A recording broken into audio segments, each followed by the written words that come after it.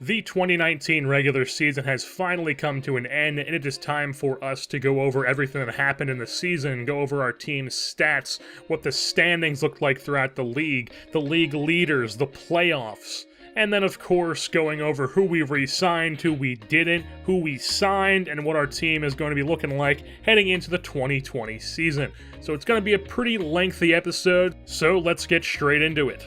First things first, the standings around the league, starting off with the National League. The East was won by the Nationals, who won 100 games. Phillies just barely got 100 wins, they won 99. Mets, Braves, Marlins had no chance in that division. The Central was won by the Reds, of all teams. Only 91 wins, but that's because the top 4 teams in that division were just beating up on each other all season long. The Pirates, the Brewers, and the Cubs were all exactly 8 games back of first place in the NL Central, so a pretty insane division. And then the Cardinals just had a strangely really down year in that division. In the West, you've got the Dodgers, who won it. The Rockies, they still won 93 games, and they were a wildcard team. And then, of course, we finished in 4th place with a 73-89 record. Now taking a look at the American League, in the East, you've got the Yankees and the Red Sox. Both won 100-plus games, both just insanely OP teams in this year's game. The Rays had a decent year as well, but they were screwed by how OP the Yankees and the Red Sox are. The Blue Jays and Orioles both stunk, both as expected.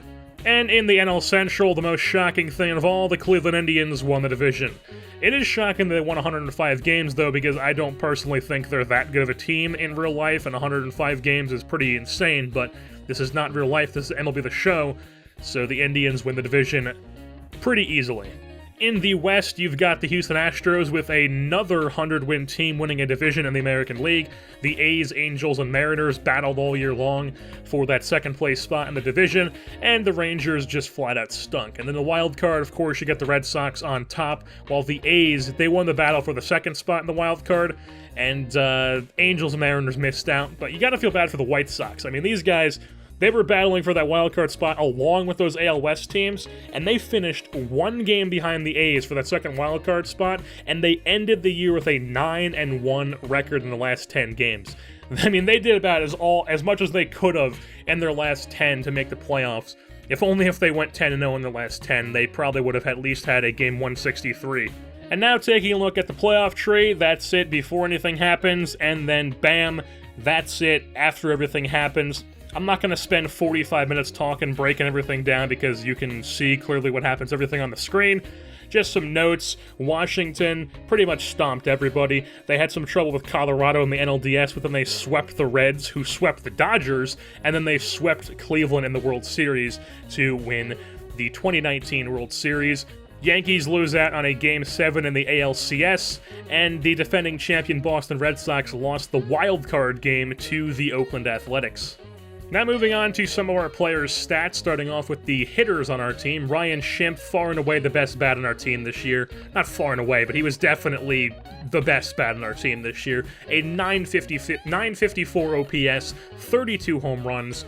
He is actually the first San Francisco Giant with 30 home runs since Barry Bonds in 2004. That was actually brought up to me by a subscriber in the comments. It'll be on the screen right now, so thank you for bringing that up.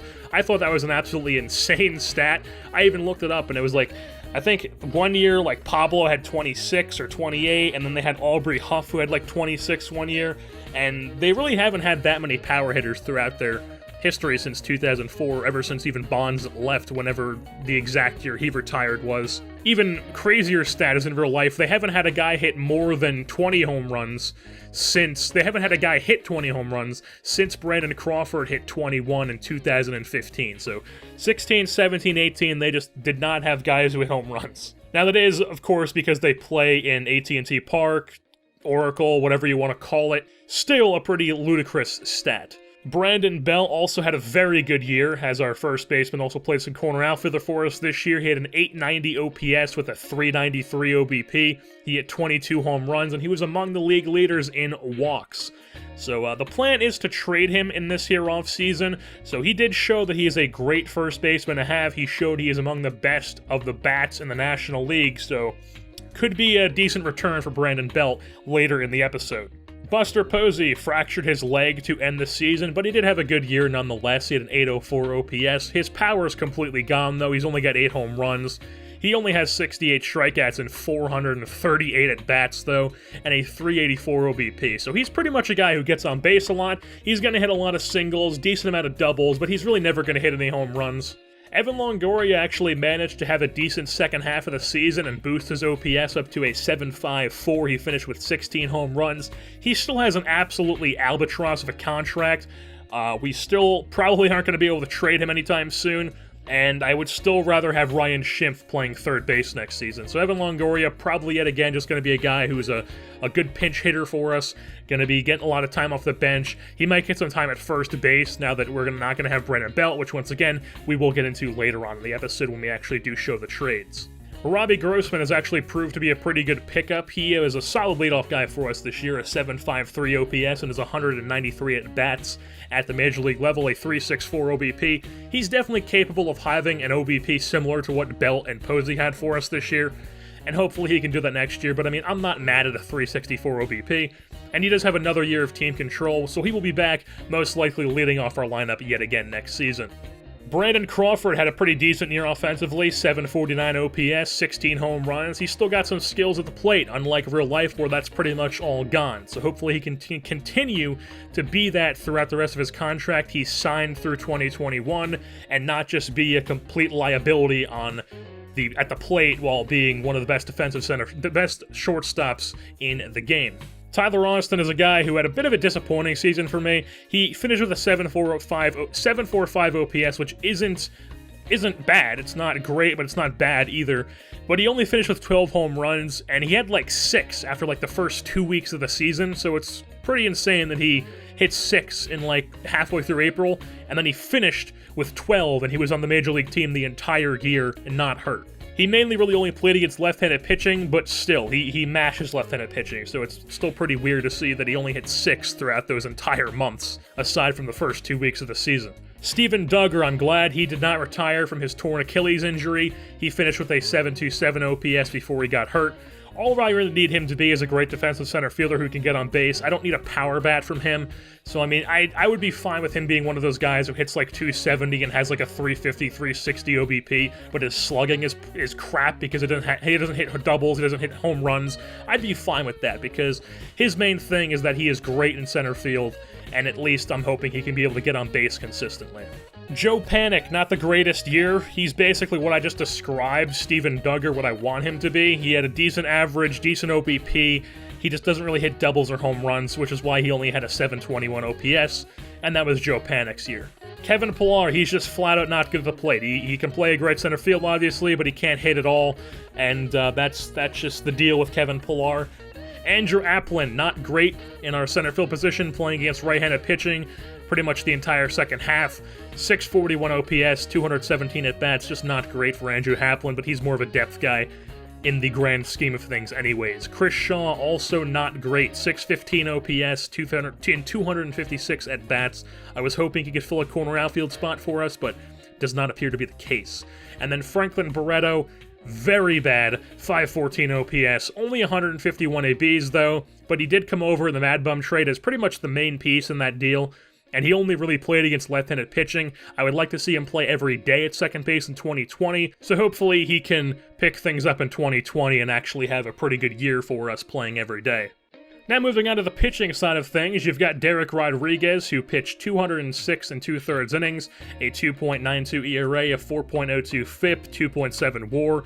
Bit of a misleading ERA with the 4 FIP there, but all around a solid year for Derek Rodriguez. He also had 22 of his 33 starts that were quality starts. Jeff Samardzija actually had the highest WAR among pitchers on the Giants, a 3.3 WAR. He pitched 186 1/3 innings, had a 3.38 ERA, a 3.58 FIP. Pretty decent year for Jeff Samardzija, not bad whatsoever, so hopefully he can do that next year as well, and maybe get us a decent return at the deadline, because 2020 is the last year of his contract. Derek Holland, serviceable year, nothing special. Drew Pomeranz, not good, not awful either. Tyler Beede actually had a pretty good season for us. He pretty much came up after the deadline, the trade deadline, and he pitched 44 2/3 innings. He struck out 32 batters. He had a 1.82 ERA, a 3.16 FIP. He could be a solid bullpen piece for us, actually, and I would like to see him strike out more batters because he only struck out 32 in 44 innings. but for the most part, he had a pretty good year in 2019 in his limited time in the major leagues. Trevor Gott, another decent year of the bullpen. He's a guy who will be around for the next few seasons because we have him for multiple years of team control. Mark Melancon, not a great year for him last year, just all around not good in 2019.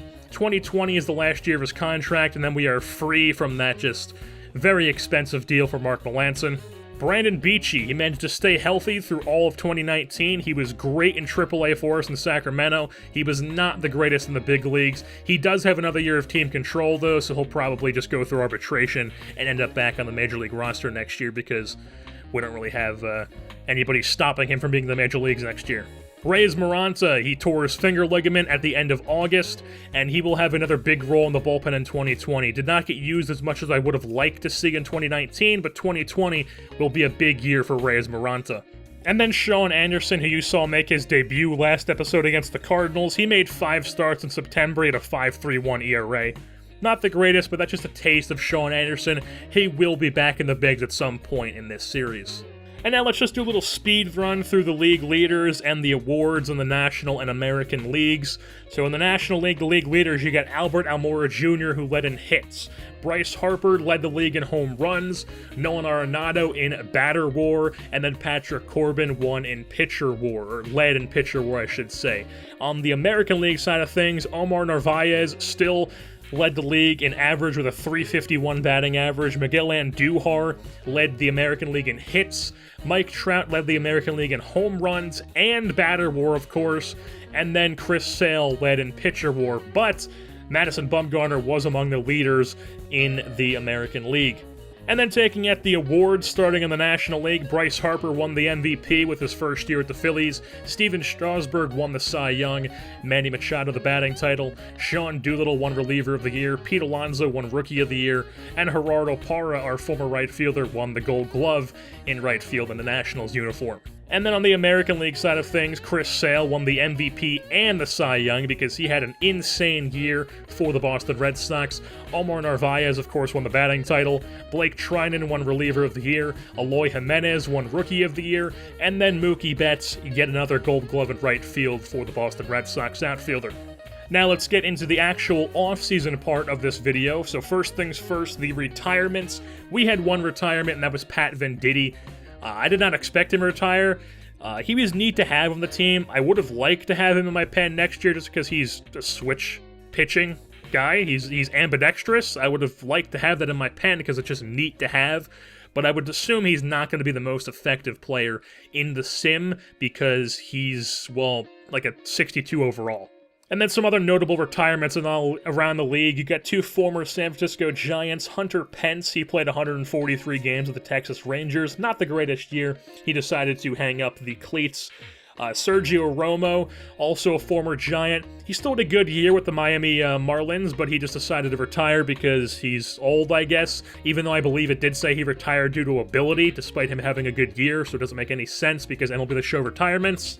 You've got Albert Pujols, who it's a good thing he retired. He only played 10 games in the major leagues. He's just never a guy who does anything in MLB The Show for the past, 3-4 years. I forget which series it was throughout the years that I've done, but one of them, he was playing out his entire contract, and I think for 2-3 straight seasons, he was in Double-A, being bad in Double-A. So just not a good thing to see for Albert Pujols, so I'm glad he retired after one season in this. Adam Wainwright, he has not been the same since his injury in 2015. He's pretty much been on the decline since. This year had a really bad year for the Cardinals, and he decided to call it quits, and he is retired. Rich Hill had a very good year out of the bullpen for the Dodgers. They did not start him this year, presumably because the regression in MLB The Show makes it so if you hit 35, you're just completely useless.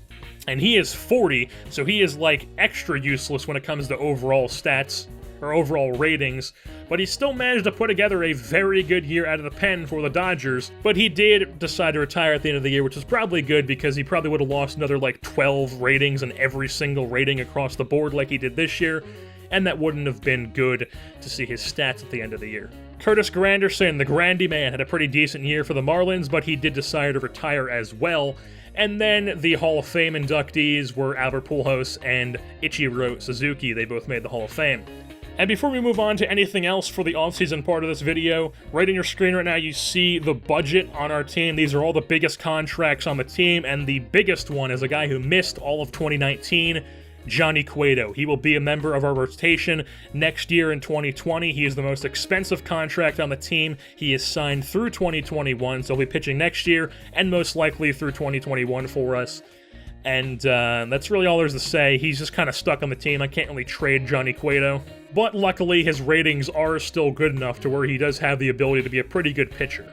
And I believe I've seen a few comments about this. Bruce Bochy did not retire in this game. He is retiring it in real life, if you were not aware. I was hoping he was going to retire in-game, so I didn't have to make this decision.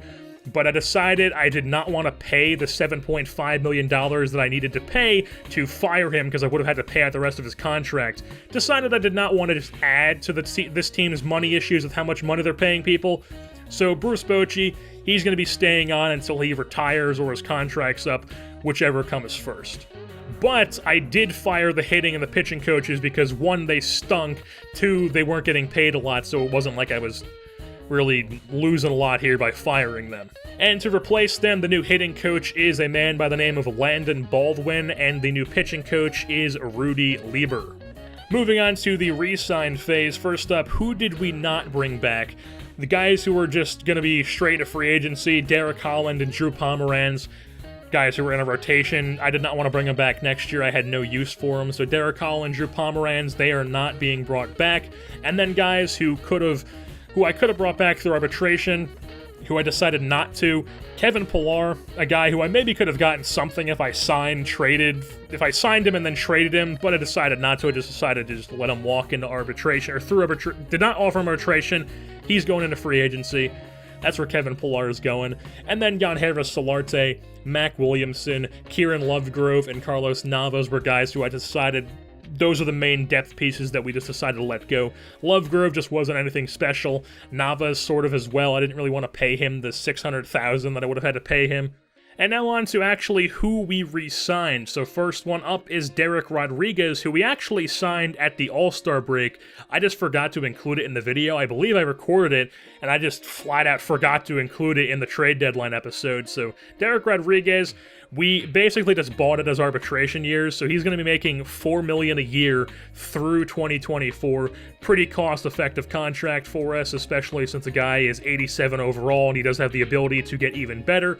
Hopefully he can be our ace for plenty of seasons to come. Reyes Moranza basically did the same thing with Rodriguez. I bought out his arbitration years. He's making $2.9 million per year. Ryan Schimpf is an interesting guy because we know that he absolutely tore the cover off the baseball in 2019, and he only wanted $600,000. He is 31 years old, so I gave him $700,000 over the next year, so he will be back playing third base for us. I did not want to commit multiple years to him since he is 31 years old, but I will gladly re-sign him to another one-year deal if he tears it up again in 2020. Trevor Gott was re-signed to a 2-year deal. Like I said, he's going to be with our bullpen for a couple years now. Robbie Grossman, like I said, he has another year of arbitration. I brought him back for another year of leading off in the lineup for us. Franklin Barreto, 2-year extension. He will be getting a lot of playing time in 2020. Steven Duggar will be starting in center field for us. He was signed to a 2-year deal. Tyler Austin, you betcha, 2-year deal. He will probably be our starting first baseman once Brandon Belt is traded. Austin only played against lefties this year. He'll probably be playing against righties as well in 2020. Avellino was re-signed to a 2-year deal. He's a key depth piece throughout the organization. He'll be in AAA most likely for us, but he's a guy who, if anybody gets hurt, if anybody's struggling, he's like one of the first 2 guys that I look at to call up. Andrew Applin brought back for another year. He's just depth outfield for us, nothing more really. Sean Anderson signed to a 2-year deal, and then Connor Joe to a 1-year deal. He's just a depth bat. He's more of a pinch hitter than he is a fielder, but he did have a decent September in those games he played, so I decided to bring him back for 1 more year. And now it's time for free agency. As you see on your screen right now, those are the best free agents available on the screen. We did not decide to go after any of those guys because I did not want to break the bank for anyone in this offseason because, 1, I wasn't really that interested in any of them available, and 2, I don't plan on trying to win a World Series in 2020. I mean, maybe we'll make the playoffs if some insane thing happens, I don't really want to, though, because a lot of the guys who I'm targeting here in free agency are guys who I want to be stopgaps at positions and maybe trade pieces at the deadline, guys who I can sign to one-year deals who are maybe veteran players, and then I could trade them at the deadline for some younger players if our veterans do have good years. And the first guy we went out and signed was Carlos Gonzalez, who is that exact intention. He's going to platoon for us in right field because he is still quite good against right-handed pitching. He did not play in the big leagues in 2019, and I'm hoping he can rake for us and then get a decent return at the deadline. So Carlos Gonzalez, he is back in the National League West. Tetsuto Yamada, he spent all of 2019 in free agency. He's one of those international free agents that are available in Raiden's rosters in free agency all year long. Nobody signed him, and so now he's in free agency again, and I decided to pick him up. So Tetsuto Yamada is going to be on our 2020 team. He's got decent bat, he's pretty good in the field, he's got good speed, beat potential, 27 years old, all around pretty decent guy to have in your team. He will get plenty of playing time for us at second and third base. But that does cause a bit of a log jam at second base with him, Barreto, and Panic. So Panic probably going to be traded later on this episode, along with Brandon Belt, which we will get into a bit later on. Now, we have a lot of holes in our bullpen at the Major League and AAA level, so I went out and signed a pretty decent amount of relievers in free agency. First one I wanted to go out and sign was Luis Avalon, left-handed pitcher, 30 years old. He's got good ratings. He did not have a great year in 2019 for the Mets, but I was hoping he could be like Carlos Gonzalez, where he would play well. We could trade him at the deadline for younger guys. But I took away my offer once I realized that he actually declined a qualifying offer from the Mets, meaning if we signed him, we would lose a draft pick for signing Luis Avalon, of all players. So, not worth it. I had the same plan for AJ Ramos that I did for Avalon. Good ratings, didn't pitch in 2019. He did not have a great year in 2018, and he chose to sign with the Twins. So AJ Ramos, not going to be a part of our team either, but we did do this with Greg Holland. We let go of Derek Holland, so we needed a different Holland to be on our team. We signed Greg. 1 year, $3.2 million. Good ratings, decent year with Arizona in 2019. He's back in the National League West with our Giants. Hopefully he can put up a decent year for us, and then I can trade him at the deadline for some younger guys. Carter Capps is a guy who we signed to a one-year deal. He has not pitched in the Major League since 2017 with the Padres, and he has not pitched well in the Major League since 2015 with the Marlins. He is not a guy who I'm signing to hopefully play well and then be trade bait. He's more of organizational depth, a guy who I'm going to be putting in AAA, trying him out. He's going to start the year in AAA. If he has a good year, maybe he'll end up getting called up. But he does have multiple years of team control, so if he does have a good year in AAA for us, even not pitching in the major leagues, he'll probably be back for the next season as well. And that was really all we did in the period of free agency where it's just the guys who were not offered contracts who are pending free agents that were in free agency. Before we get on to the guys who are available after they were not offered arbitration by their current teams, let's go over some of the big free agent signings. First up, Will Smith, our former closer. We traded him to the Red Sox. They did not bring him back, so Will Smith signed a 6-year, $47.6 million deal with the Chicago Cubs, so he's back in the National League. Sean Doolittle, fresh off his 2019 Reliever of the Year award with the Nationals, has signed a 5-year, $43.3 million deal with the Los Angeles Angels, so that's where he'll be for the next few years. Steve Cishek has signed with the Nationals, 2 years, $17.8 million. Yasmani Grandal, he had a great year for the Brewers as their catcher, and he has now signed a 4-year, $42.1 million deal with the Oakland Athletics, who I believe also re-signed Madison Bumgarner. So the Oakland Athletics have a pretty decent team to hopefully go to the playoffs yet again. Anthony Rendon, the Phillies are just out here taking all the good players from the Washington Nationals. I fully expect them to sign Trey Turner when eventually he hits free agency. They're paying him $88.8 million over 5 years. Pretty hefty deal for Rendon. Not Bryce Harper money, obviously, but definitely still a hefty deal. And now on to who we signed when they were not offered arbitration by their current teams. First one, Tyler Anderson. Colorado did not offer him arbitration, despite him having a very, very good year for Colorado in 2019. He was a 19-game winner. I don't give a shit about pitching wins. It's still interesting to say that he won 19 games. That's one away from a 20-game winner, which is, of course, pretty impressive. He was among the league leaders in ERA. He had a 4 WAR. He was probably their best pitcher in 2019, and they just didn't re-sign him for whatever reason. So we are going to snatch him up for the next 2 years at $3.8 million. Brandon Finnegan. This is an interesting signing because he did not pitch in 2019 in the major leagues and most of 2018 either. So basically, Brandon Finnegan was the 17th overall pick by the Kansas City Royals in 2014. He pitched both in the College World Series with TCU and in the Major League Baseball World Series with the Royals in the same season. Then in the next season in 2015, they traded him to the Reds as a part of the Johnny Cueto deal. I wonder whatever happened to that Cueto guy.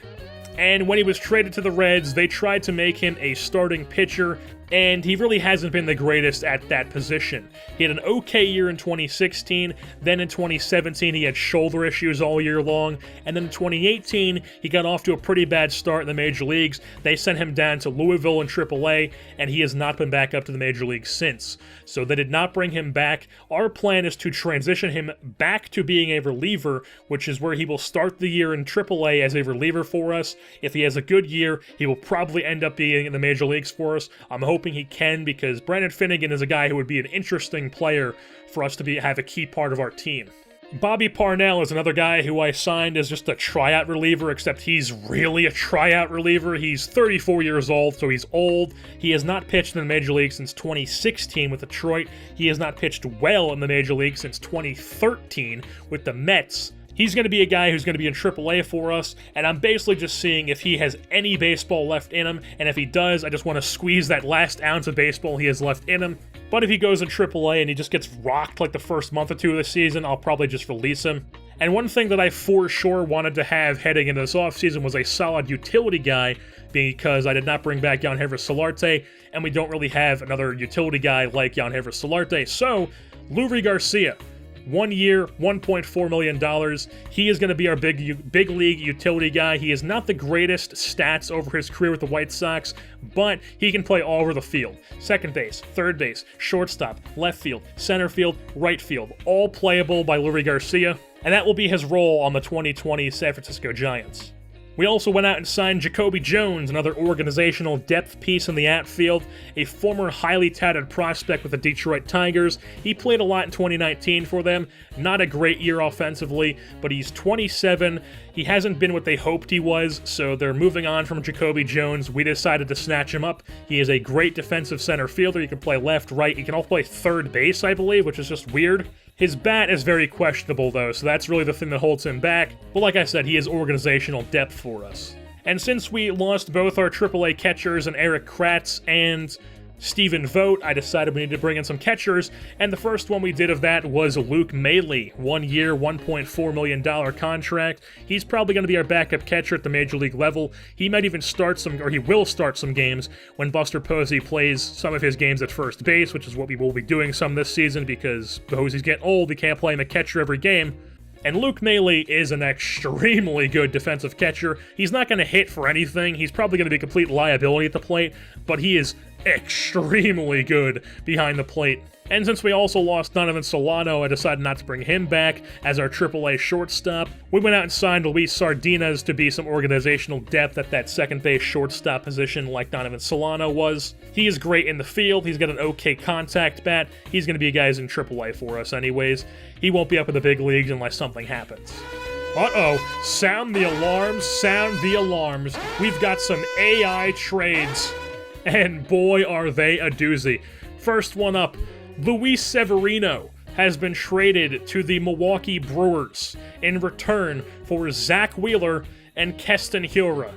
Zach Wheeler, they just signed at a free agency, and they decided to trade him to the Yankees in return for Luis Severino. Keston Hiura is the main piece in that trade, though. He is actually the number 19 prospect on MLB.com's top prospects list in real life. Obviously, that's not this, and we're a whole season past that now.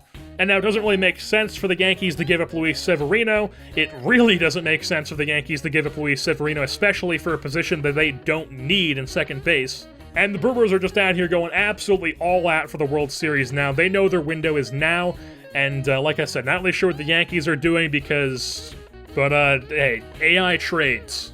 And then the second trade we're going to go over Miguel Cabrera has been traded to the Pittsburgh Pirates, and in return, Chris Archer and Lolo Sanchez will be going to the Tigers. Lolo Sanchez, I believe, is just an outfield prospect. Chris Archer and Miguel Cabrera, I guess that's just trading two big contracts back and forth, but I'm really not sure why the Pirates would do that. I'm not really sure why either team would do it. I'm not really sure what this trade is. In true AI trade fashion, it doesn't make much sense to me, but we're leaving AI trades on this year. They're interesting, so they're in the game.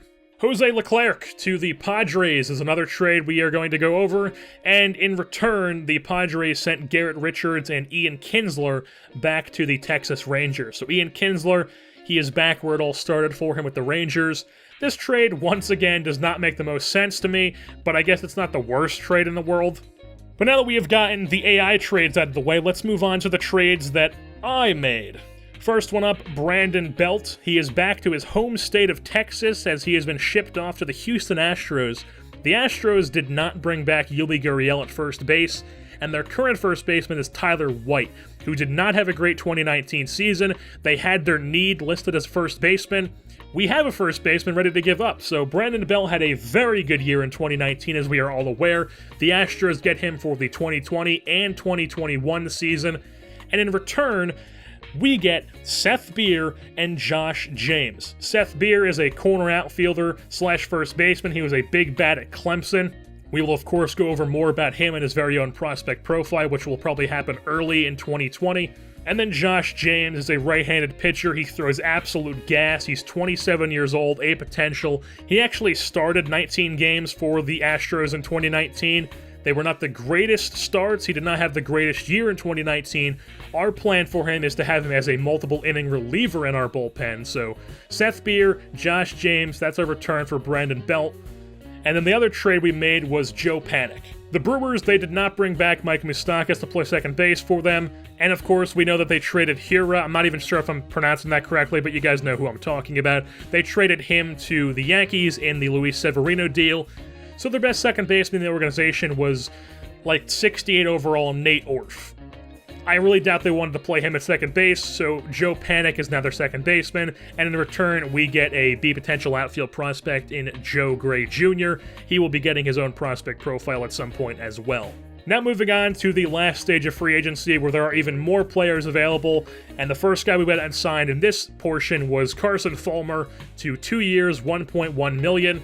The White Sox just gave up on him. He had a terrible 2018 for them, and then he did not pitch in the big leagues in 2019, so I guess they just decided to give up on him. He's 26 now.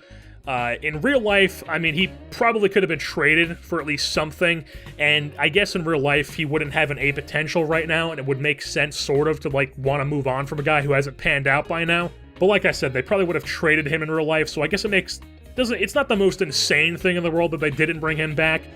And generally, when guys are 26 and they're still high potentials, they don't go up a ton. So Carson Fulmer's a guy who is going to be starting the year in AAA for us. If he does pitch well in 2020, he will probably get a serious look for 2021 if he's not up in the big leagues at some point in 2020. This is where things get a little bit weird. This is where franchise mode in this year's MLB The Show game, I didn't expect any of this really to happen, but I did notice a bit of it. There were a few guys who were available that made me go, huh. Why did they give up on him? Obviously, Carson Fulmer did it a bit, but if you think about it, it does make sense they would want to move on from that guy. Tyler Stevenson, not quite one of those guys for me.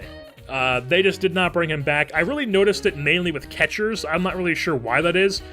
There were some other guys at different positions where, in just true MLB The Show fashion, they just were there in free agency, like maybe like 28-year-old decent ratings guys, but nothing too crazy. That's been a thing at MLB The Show for a while. So that wasn't anything I wasn't used to, but when I'm seeing like B potential, like 22, 23-year-old prospects just sitting there in free agency who aren't guys who were just drafted and not signed, but they're guys who are real players, like Tyler Stevenson, that's a bit weird for me. I mean, there weren't many of them, don't get me wrong. It wasn't like every team was just like, all right, every good prospect, we're not re-signing. But there's not really anything I can do about that to fix it, so Tyler Stevenson, we decided to give him a contract. He's a 23-year-old catcher. He was the 11th overall pick in 2015 by Cincinnati, straight out of high school. And he's not the greatest defensive catcher, but his bat is decent. I'm not going to say anything more about him. He might get a prospect profile, or I'll just save talking about him more for the first minor league update of the season.